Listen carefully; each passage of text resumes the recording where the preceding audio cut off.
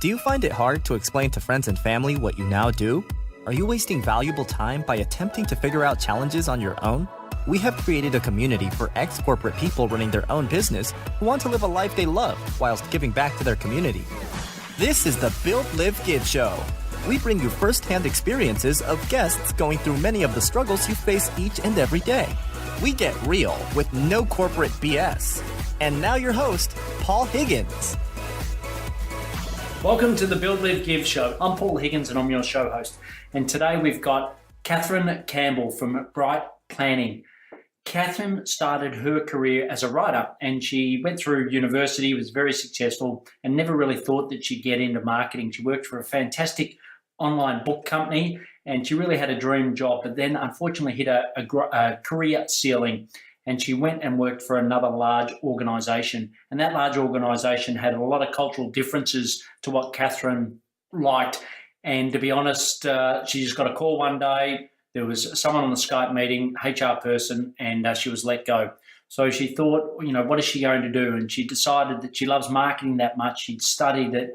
You'll hear that during the episode, that she wanted to go out and create her own agency. So she went and did that. And 3 years down the track, she's had a very successful agency. She goes through those 3 years. She talks about how to make money really fast to make it profitable. And she also talks about something which is very close to home for her around limb difference, which is something that she supports and a cause that she supports.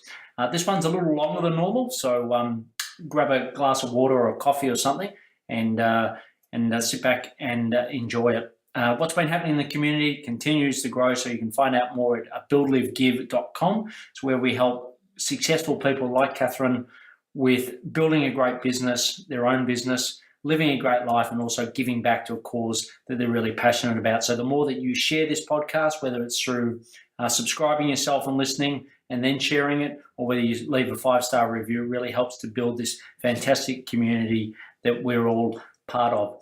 So what I'll do now is hand you over to Catherine Campbell from Bright Planning. But before we dive into today's show, leaving corporate to run your own business can be extremely hard and lonely. You start off in a euphoric state, and at some point you look at your cash flow and start to doubt your abilities. What you learn in corporate doesn't always translate, and you are bombarded every day with new challenges. Learning something yourself is okay, but it can be both timely and costly. Friends and family want to help, but they don't have the specific experiences you need.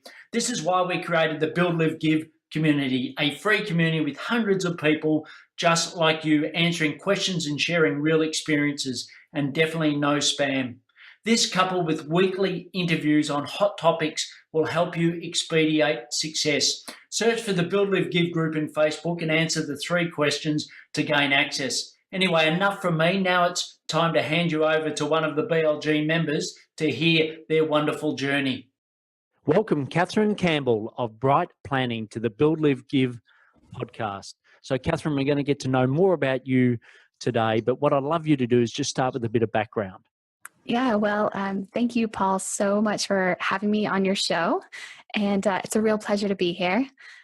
So I guess to give your listeners a little bit of a backstory of how I found my way to this moment with you.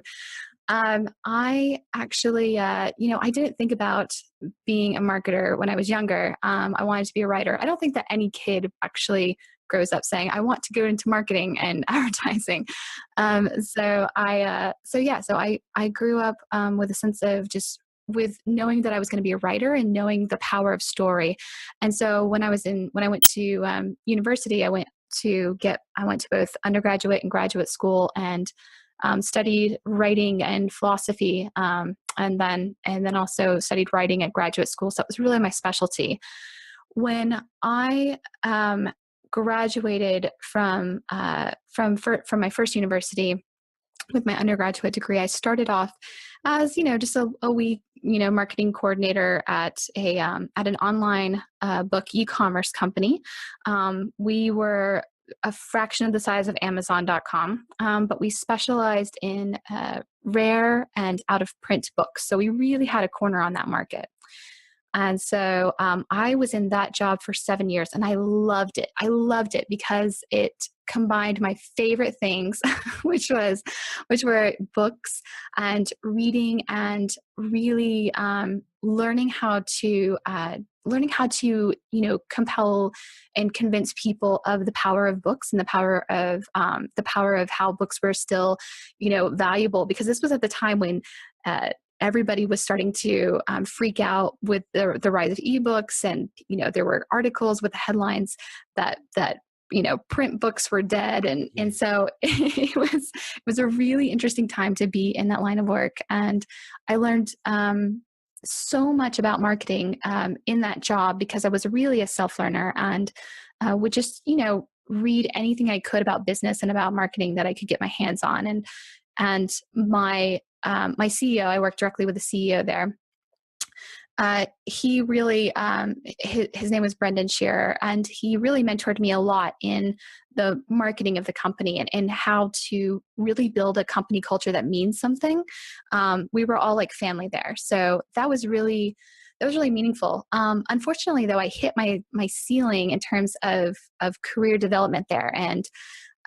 And right when I hit the 7-year mark, I was offered a position for a copywriting agency based in Charlotte. And it was a chance to start off as marketing manager. And shortly after I started there, I was actually promoted to marketing director of the copywriting agency and was managing a team there. And that was such a powerful transition for me, because I went from a company culture where I felt like a real family into an agency where, I didn't really have a choice of like what clients I worked with. I didn't agree with with the CEO's business decisions all the time. I really got to see a lot of the not so pretty side of working in a larger company, and it was kind of a wake up call for me, because I felt rather sheltered before I arrived at that agency. And then I got kind of thrown in the deep end in terms of learning a ton of marketing concepts that I didn't know either. So I kind of took out it's like I went back to the library and took out every book I could on business and entrepreneurship and marketing. and just really started to study as much as I could to do a good job there. But oh gosh, it's really hard when you're working in a company where all of the rest of the leadership in the company values work over work-life balance. And so I was really struggling in that position to find a work-life balance. And I was a single mother at the time. I have a partner now. But I was a single mother of a young son at the time. And there would be times where I would have to quickly eat dinner with him and then kind of get back to work in the evenings to help finish stuff up. One day, I was Skyped in by the president of the company, which was because I was starting to work kind of part-time telecommute from Asheville, which is my beautiful town that I live in now. And it's only 2 hours away from the city where this agency was located. So I was commuting back and forth regularly. And so she calls me into Skype to a meeting, and there's a person from HR there as well. And they promptly tell me that I'm being let go immediately from the company, and the company is restructuring, and I'm terminated effective immediately. I'm locked out of my computer. The clients and the writers and the teams don't know what's going on. They haven't informed anybody that I'm being let go. It's just chaos over there. Yeah, it was. And of course, this happens at a time when I have 2 mortgage payments left in my bank account. I get 1 severance check. It was very measly. And I realized at that time that I was it was shocking. It was traumatic. When you get laid off from a job, especially from a larger company, and you feel so secure in something larger, right? You think, oh, this thing is like a well-oiled machine. Everybody's working as a team, right? And it's kind of like this giant, and you think, oh, nothing can bring down this company. And yet it's just something as foundational as what I later learned were cash flow issues, and that they had to cut someone's salary, and that someone's salary was mine. And now I totally get that as a business owner, right? But at the time, I was traumatized, just sort of, oh no, what do I do? And looking at my son and looking at the roof over our heads and thinking, okay, what do I do? And it just kind of hit me immediately after that. I was like, that this was my chance to build the marketing consultancy that I would want to run, that I would want, build a business that I myself would be very proud of. I could pick the clients I'd want to work with.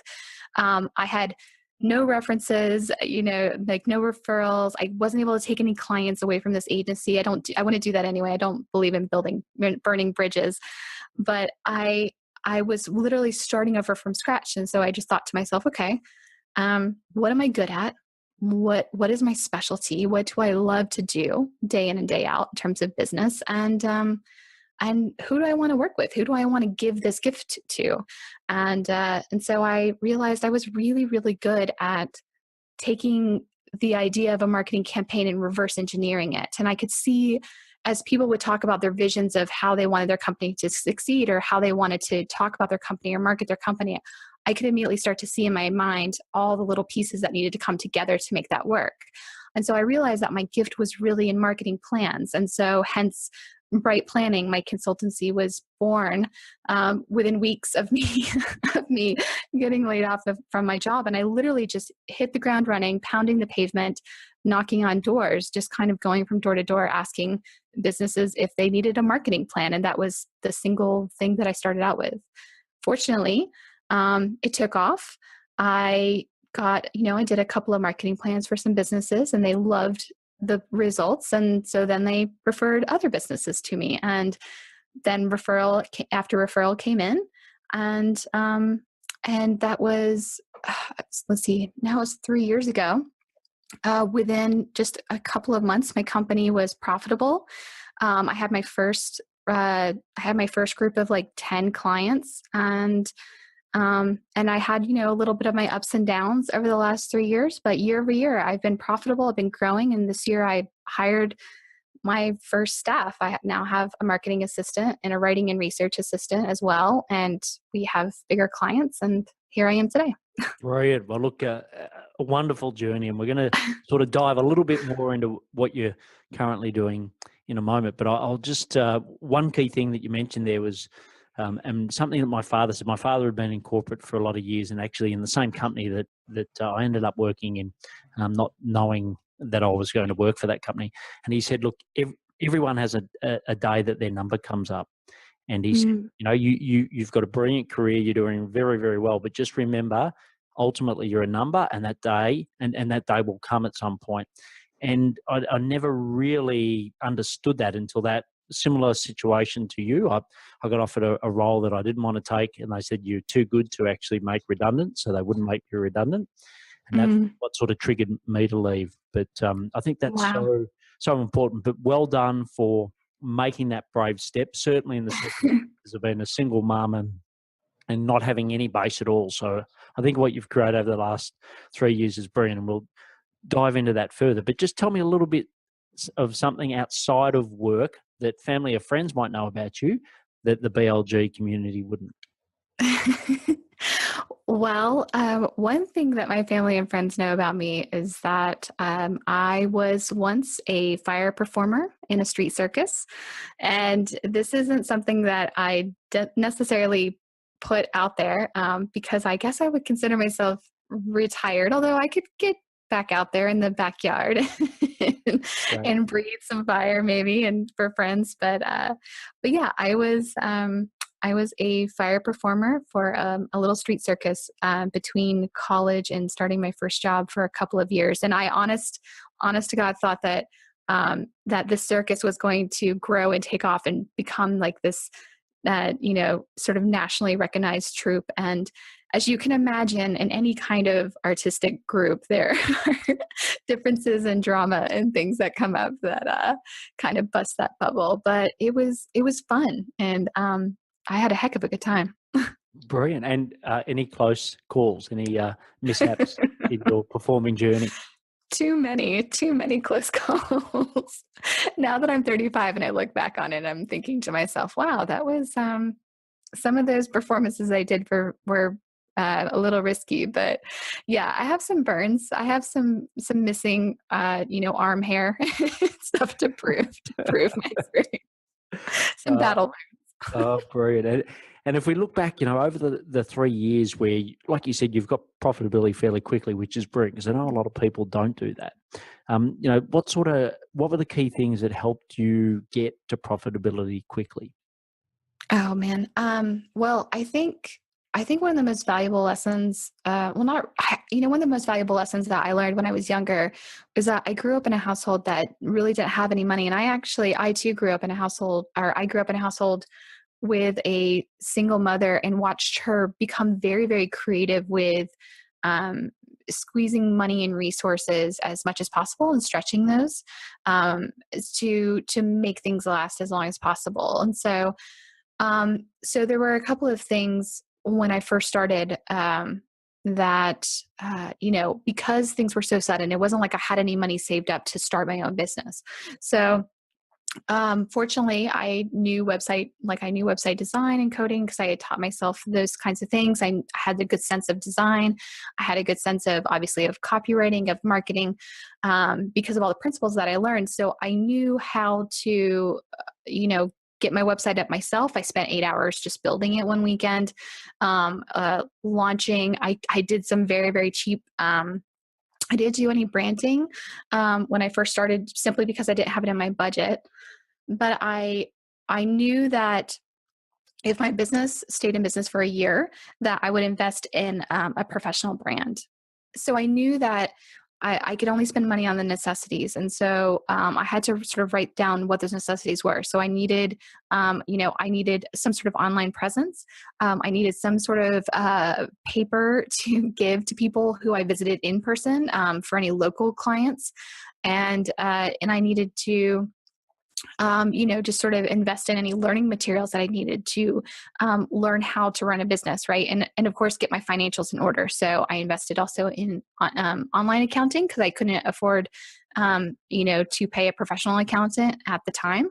And so it was really just kind of, but I knew that money, cash flow is key. Like without, without, if you don't have, sales, you're dead in the water. And so it was really a matter of saying, okay, I need to go out there and get my first few sales, and then I will sink a part of that money back into the company. And so I just kept snowballing my budget back into the company as I got one client, and then a second client, and then a third client.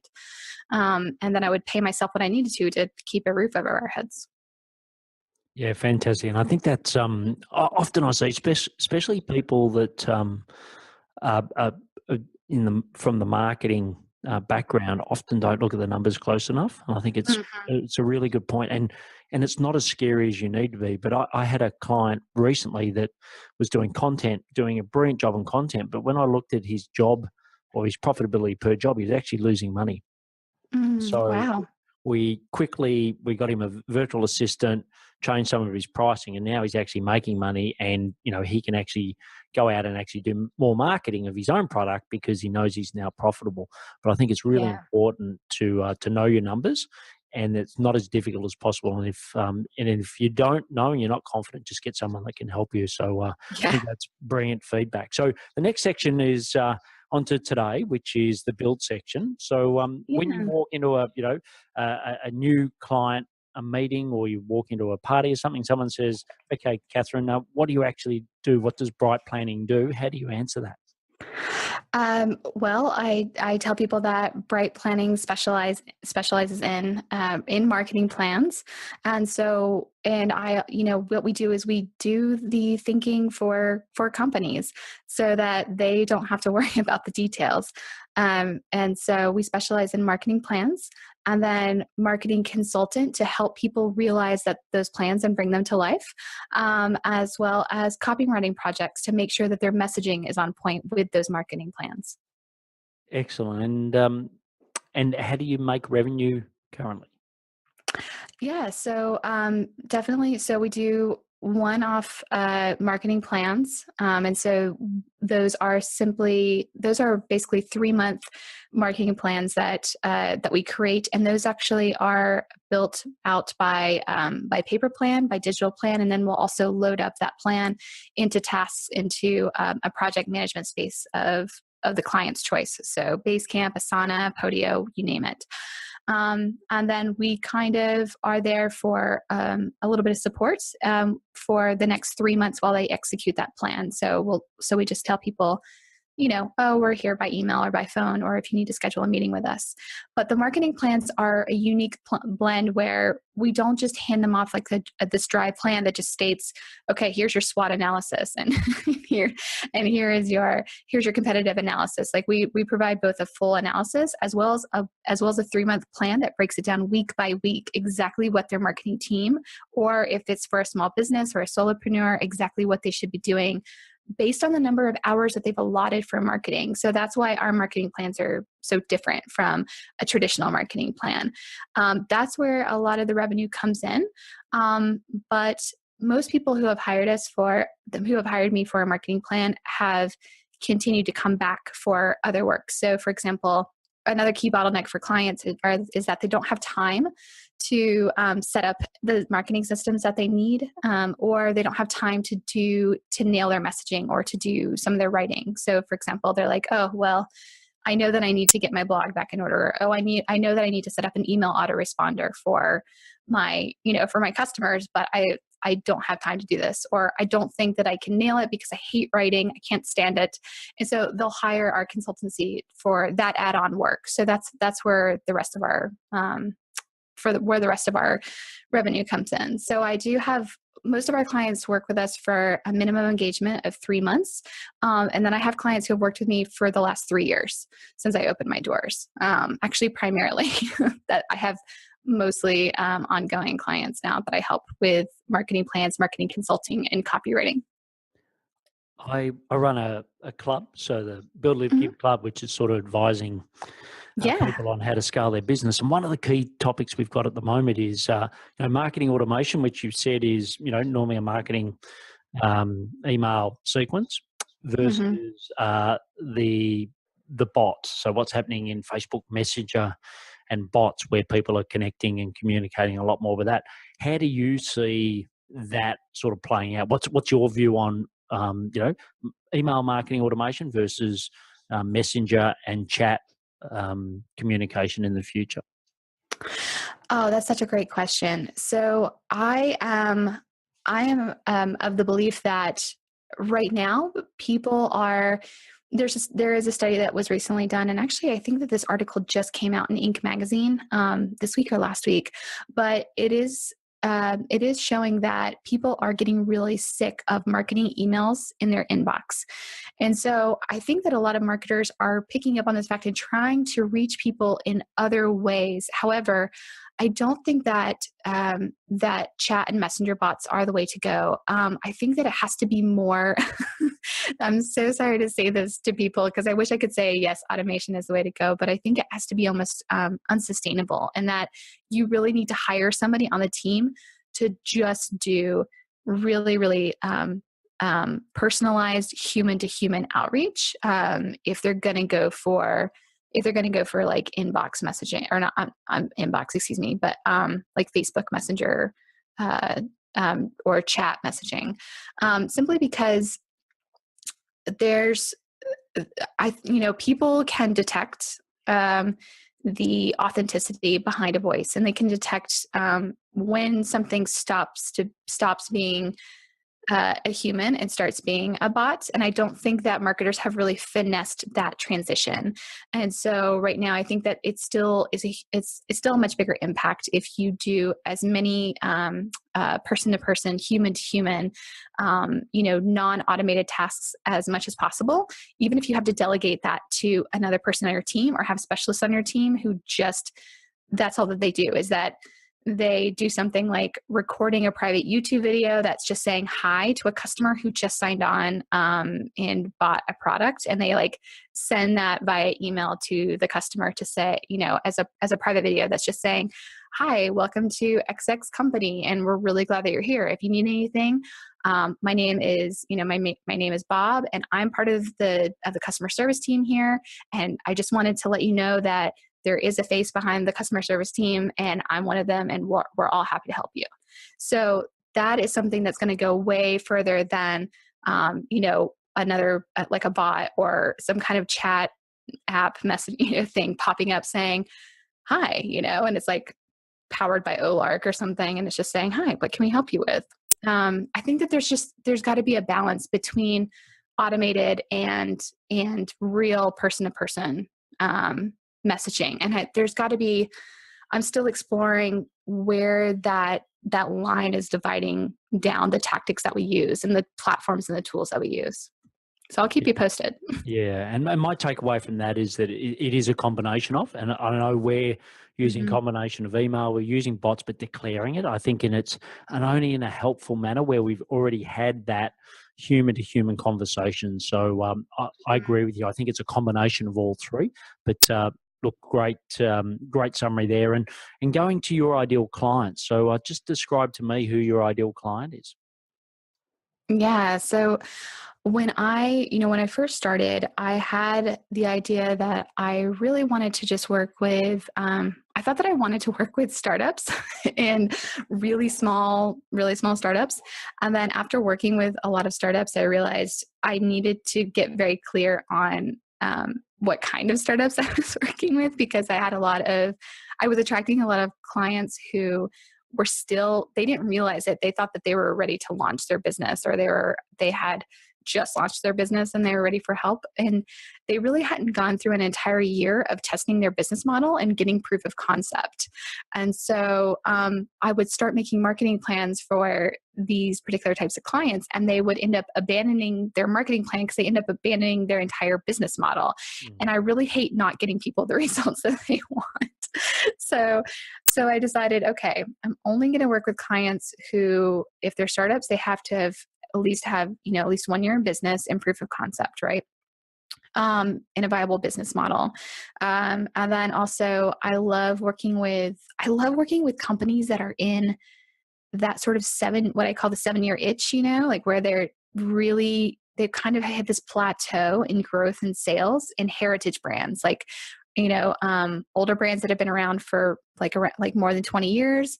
Perhaps they've been inherited by a family member or something. And they really need to bring the brand story back to the forefront and kind of remember who they are and introduce their company to a new generation. So, but the one key that I do is I work across all different kinds of industries, but I specialize in clients who are environmentally and socially responsible. So I won't work obviously with a fossil fuel company, for example. So I only work with companies in retail and professional services that are actively working to make the world a better place.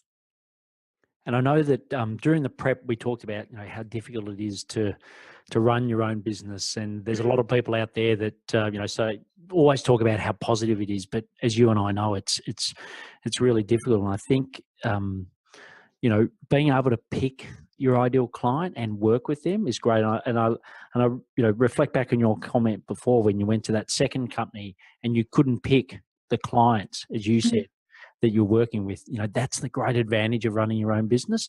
And so often I hear people complain about their clients, and I'm like, it's your choice. It's not theirs. Yeah. It's actually your choice to just go after the clients because it's your business. So that's in your control on what clients you pick.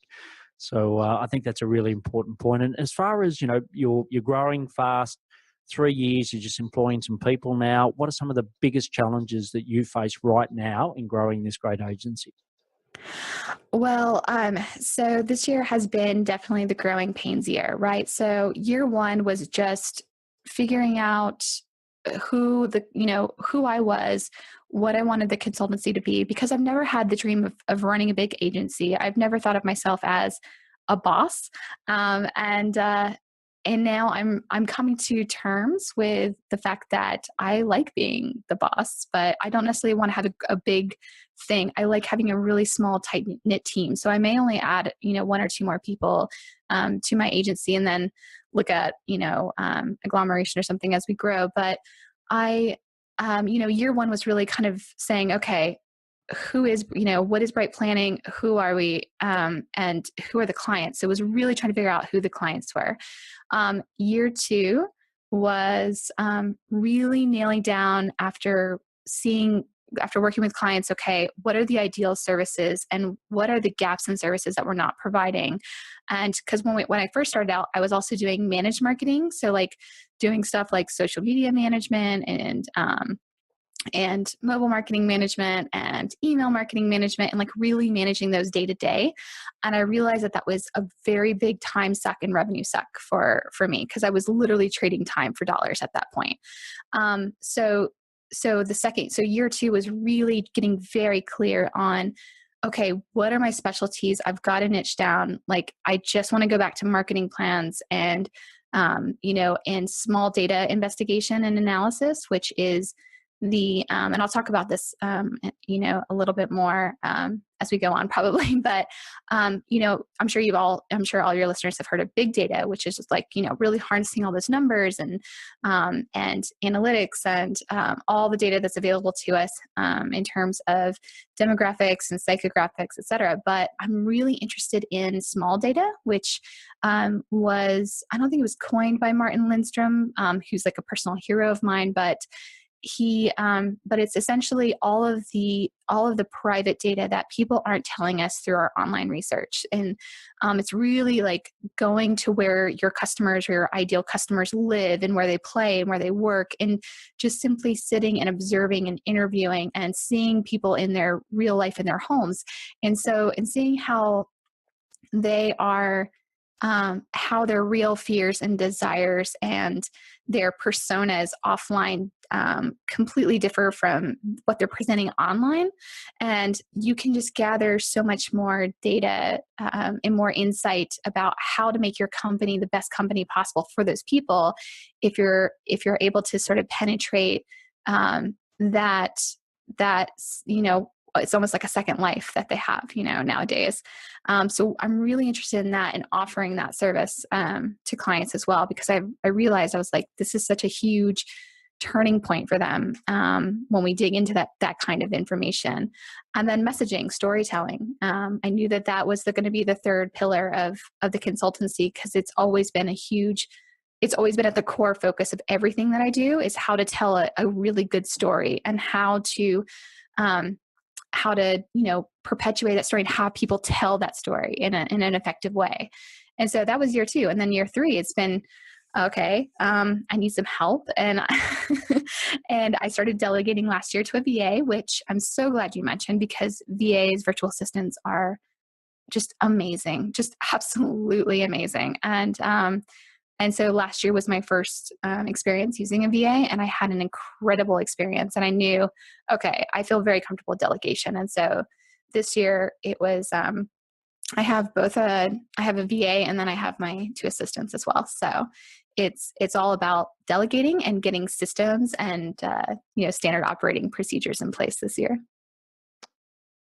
Excellent. And I think the small data, at Coke, we spent a massive amount on qual and quant research. And I think, that was why the company's been so successful for so long.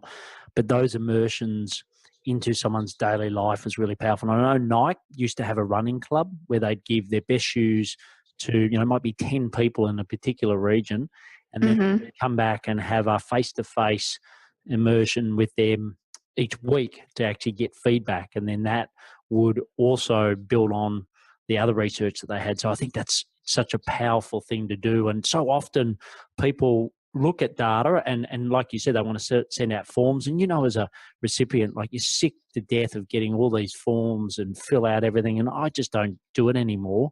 But how often do you actually get a personal call where someone actually calls you and asks you specific questions around the product or service that you're providing? So I think that's really powerful. I love your concept and you bringing that up. And I think that's something that small businesses could do a lot more of. Yeah, absolutely.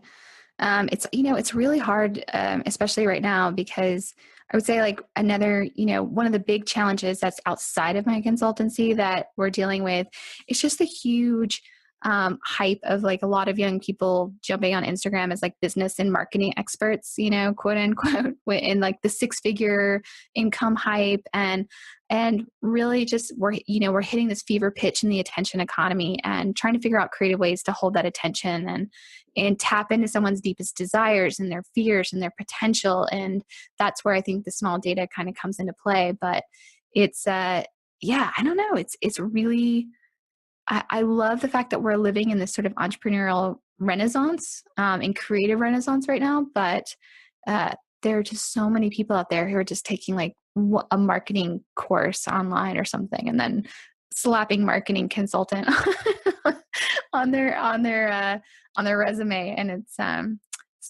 I think it's a lot. And it makes it really hard on business owners too to find the right people to help them with their business and to help consult on their business. And that's been difficult as well. And the business model, I always go back to, what is the fundamental business model? And I spoke before where, a person before was looking at all these tactics on how to increase their content writing business, but they were losing money every customer. So, go to some of those fundamentals. And, when I was in Coke, we were trained very well in a corporate way to actually, how do you look at the profitability, et cetera. And I know you said you looked at that, and that's why you were so successful so quickly. But a lot of people just follow the tactics and they follow all the marketing hype and do forget about that core business model. So I think you bring up a really good point. Just to change gears a little now, obviously the 3 years you've been working incredibly hard, and as you said, it all hasn't been roses. You've had some difficulties. Brandon, I know, is working in the other room in your house. You're both working from home. When he listens to this podcast, what would you like to say to him about the support he's given you as you've grown Bright Planning?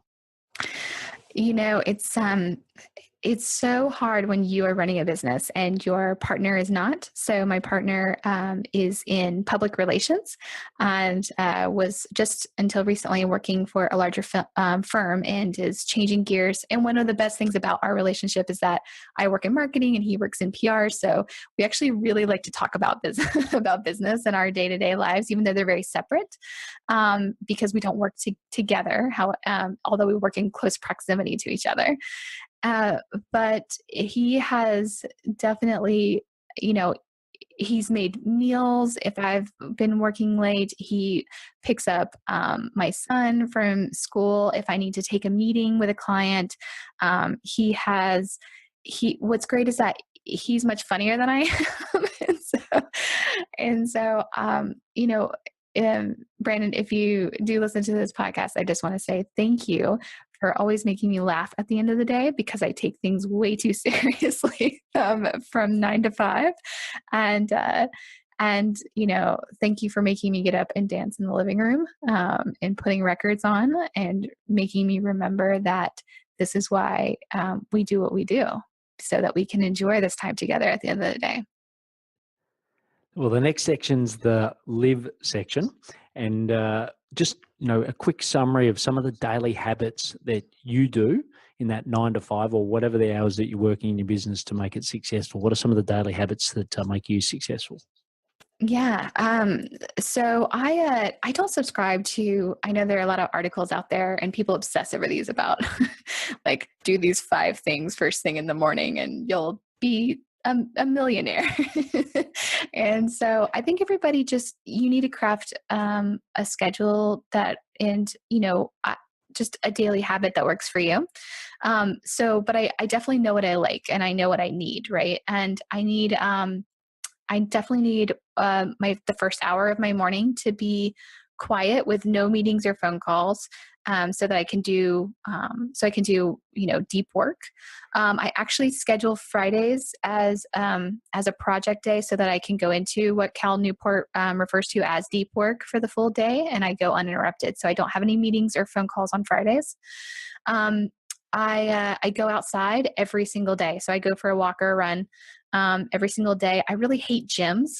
So I'll go outside and I'll do like push-ups against like fallen tree trunks and triceps dips, against a fence or something, do crunches on the sidewalk and whatever, wherever I am.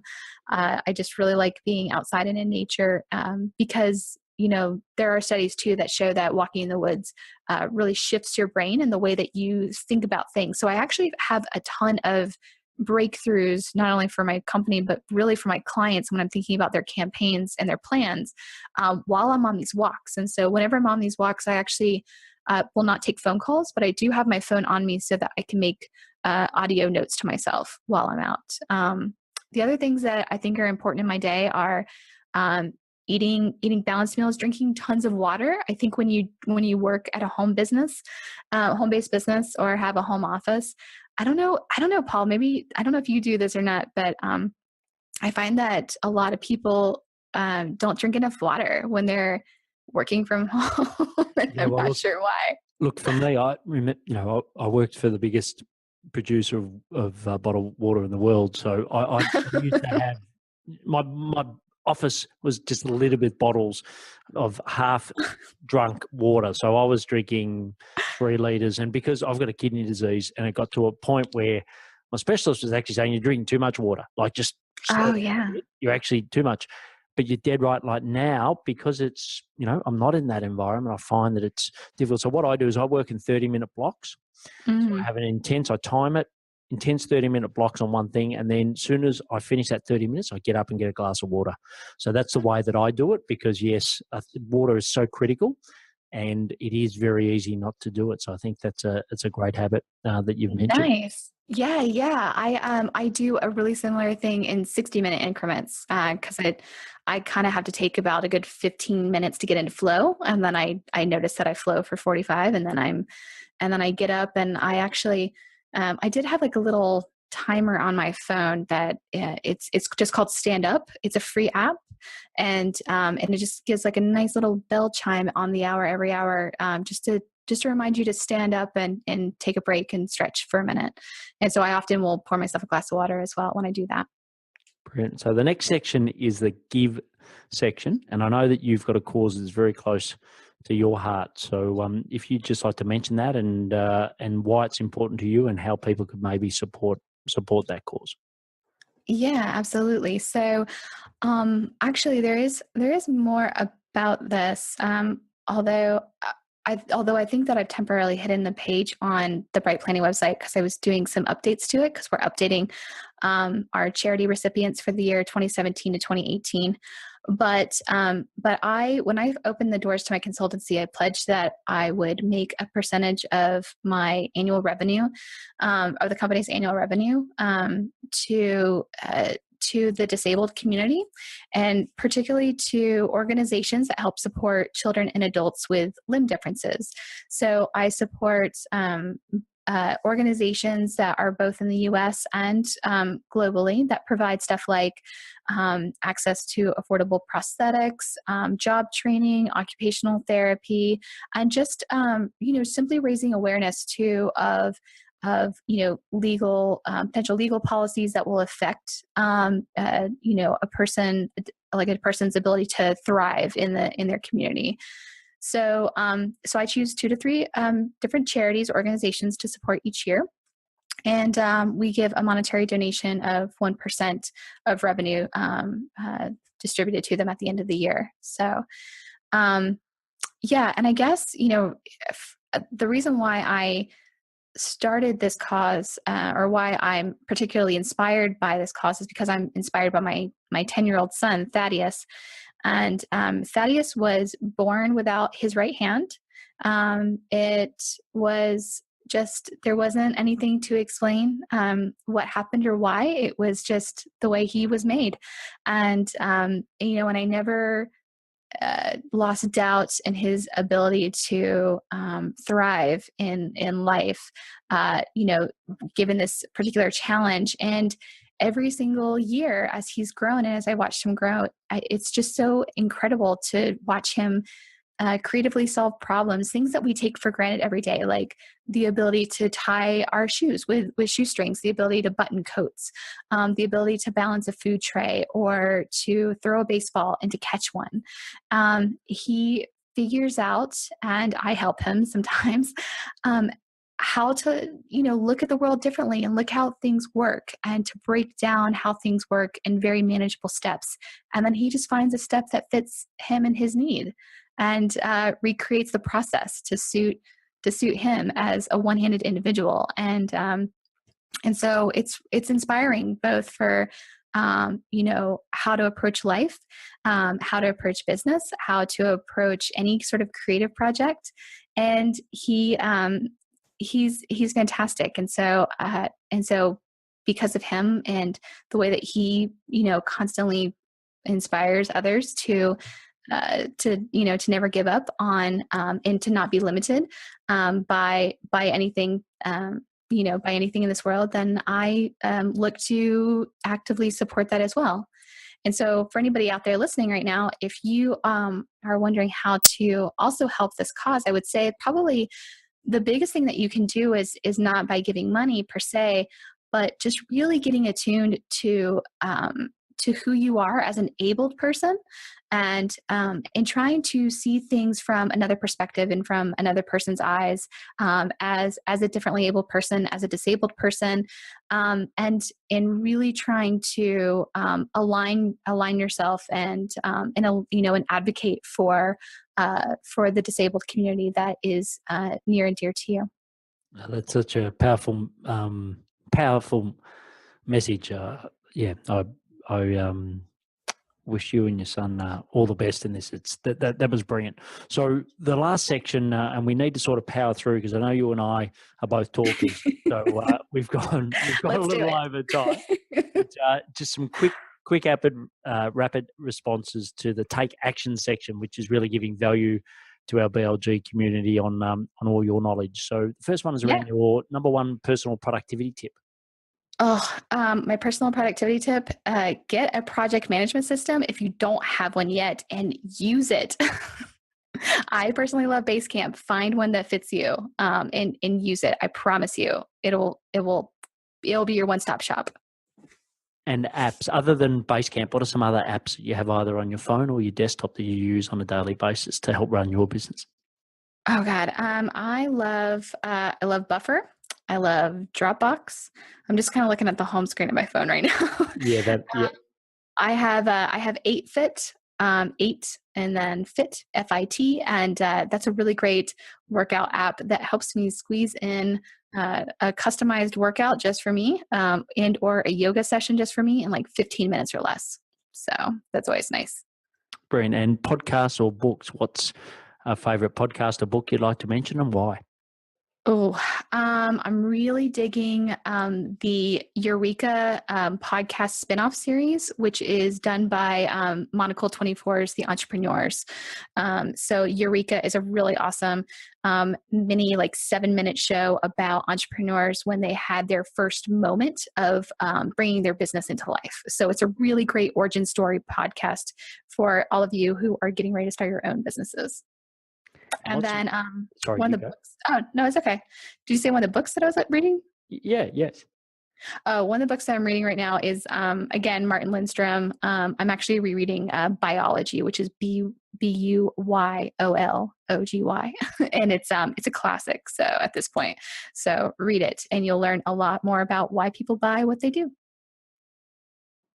And the last, you've had a wonderful career, wonderful 3 years building this business. What's some parting advice you'd love to leave the BLG listeners? I would say that getting a mentor or a business coach is a really important thing, and I am on the lookout now actually for a mentor for the next stage of my business. And I will just say to those of you who are starting businesses or who are running businesses and taking them to the next level that it's so worth it to research deeply before finding a business mastermind or a business coach, because don't just settle for someone or something that your friends refer. I think that it's a really deeply personal and unique experience. It's almost like looking for a therapist, like there's no easy fit until it fits you. And so take your time finding the right mentors and do your due diligence and invest in a mentor. I think that's it's huge. You don't want to be the smartest person in the room at all times. And how can people find out more about Bright Planning and you? Well, you can definitely go to the website. We have lots of stuff there, including blog articles and podcast episodes you can listen to from our weekly podcast, and that's at brightplanning.com. And then also we're on Twitter. Just recently, I revived our Twitter account. So it's bright_planning. And we are on Medium with some fresh articles over there that are actually not published that aren't going to be published on our blog. And the handle there is also Bright Planning. So come find me and say hi. And that's such a great URL. Bright Planning, great company name. So look, really want to thank you for sharing loads of wisdom today, and also just being so honest with the challenges that you face, and just also the successes that you've had both personally and professionally. So loved listening, loved interviewing you, and we're really fortunate to have you as part of the BLG community. So we wish you all the best, and and thanks for being on the show today. Oh, thank you, Paul. It's been a true pleasure. Excellent. Thanks, Catherine. Bye. Bye. Thank you for listening to the Build, Live, Give show. If you found this show helpful, please share it with others so we can build businesses, live great lives, and give back to the community. If you would like to join the BLG community, go to our website, www.buildlivegive.com. Until next time, thanks for listening.